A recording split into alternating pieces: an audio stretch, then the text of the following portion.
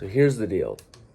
It is October 30th, which places us deep within the trenches of one of the most contentious issues for Christians in the Western Hemisphere: Halloween.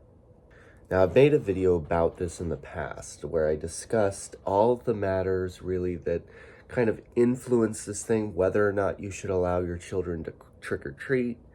whether or not to allow your children to dress up, whether or not to consume various kinds of content of spooky, fearsome, scary movies, things of that nature, different kinds of media, whether or not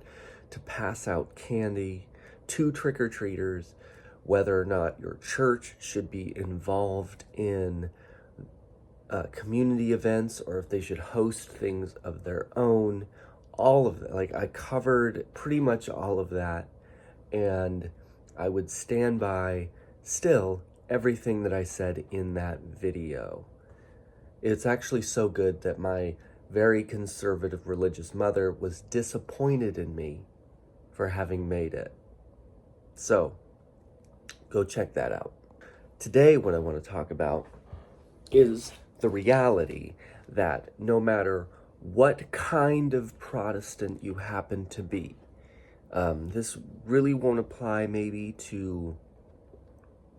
Roman Catholics or Eastern Orthodox Christians, though you're probably not watching this video anyway. This really only applies to Protestant Christians, but no matter what stripe of that you happen to be, if you are Lutheran, or if you are Reformed Baptist, or if you are Pentecostal, or whatever you happen to be, there is something that you have the ability to celebrate with no controversy whatsoever, no conflicts whatsoever, and that is the Reformation. If you aren't aware, October 31st just happens to be, maybe circumstantially, maybe coincidentally, if we want to put it that way, happens to be the day when Martin Luther got busy with a hammer and changed the world. It's the day when he happened to hammer his 95 Theses to the church door of Castle Church in Wittenberg. And I think this is an opportunity. I think this is something that churches throughout the evangelical West, really need to work on reclaiming. That October 31st, I'm talking about 500 years ago, before the founding of the United States of America, before even the founding of a lot of the colonies in the Western Hemisphere, before any of the supposed Satanists and worships and the black cats and the whatever, like before any of that stuff ever happened, came along, before any of that stuff, Christians were already changing the world. We're already using the miracle technology of the printing press to disseminate the idea that all people are equal, that in fact hating others for any reason whatsoever is wrong and immoral, that slavery is an inherently immoral act. Like, all of that stuff was already happening before any of these weird little images that propagate around the fall seasons, before pumpkins, before grass stalks, before corn stalks, before scarecrows, before any of that. And so, if you do really want to decorate your house because you live in a area where that's allowed or even encouraged, some HOAs actually require it, if you just like the aesthetic of fall and orange and black colors and whatever, like, doesn't matter.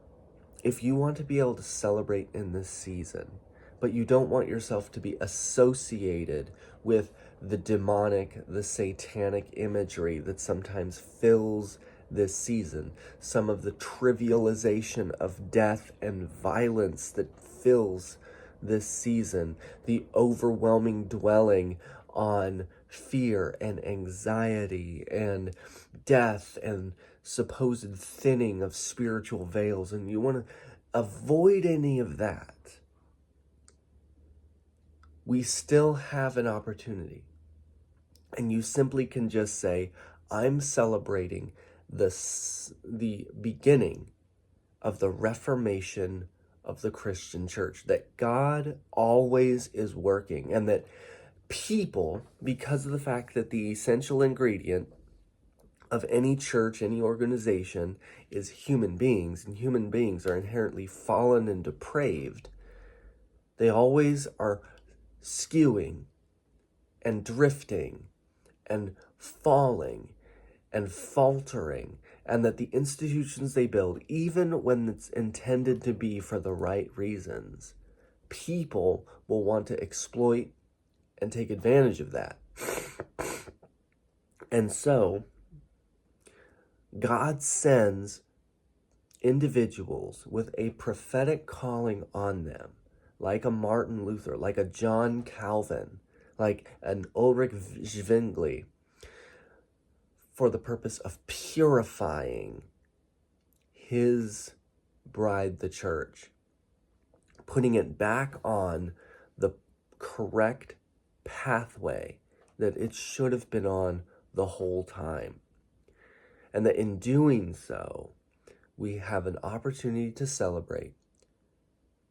to distinguish ourselves in the manner of our celebration, that we don't have to be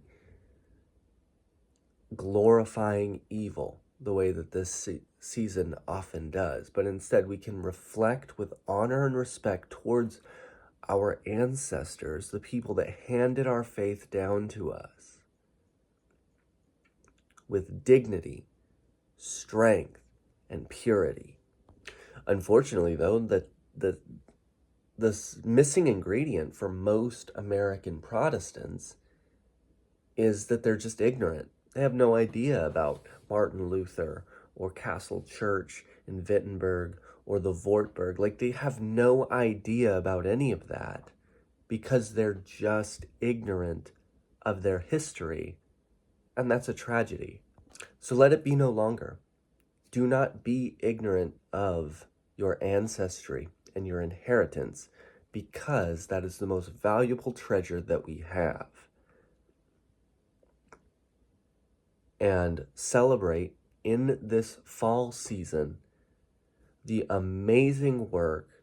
and the triumph of Martin Luther in the Reformation of the Christian church and its restoration towards beauty from the corruptions of flesh and depravity that had reigned supreme in the previous generations.